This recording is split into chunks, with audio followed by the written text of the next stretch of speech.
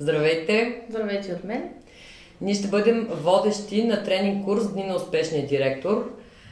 Големия въпрос е какво е успешният директор. В нашата образователна система обикновено вие сте хората, които менажирате образователния процес в училищата, който включва доста фактори. Част от тях са учителите, част от тях са учениците, има и едни родители и има едни отделно заинтересовани страни, с които вие работите.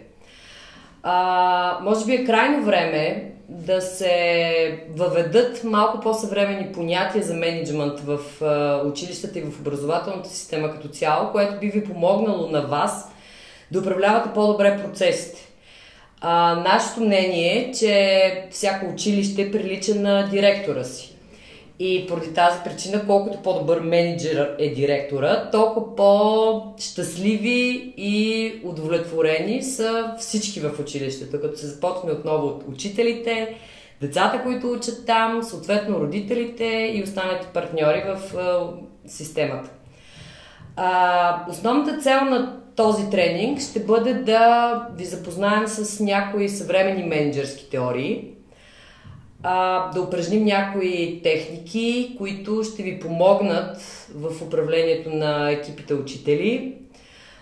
Ще поговорим малко за мотивационните фактори, какво помага, какво пречи на хората да си изпълняват задълженията, как да делегираме, как да поставяме задачи, как да даваме обратна връзка и да следим напредъка на всяка една от задачите.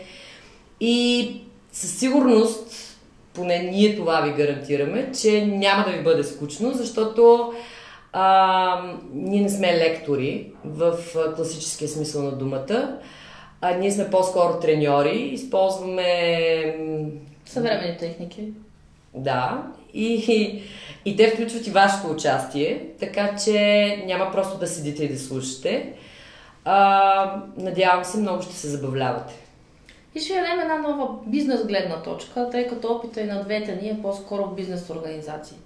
Ще ви помогнем да бъдете след края на тази програма по-добри менеджери и лидери, защо пък и не да управлявате по-добре своите екипи от учители.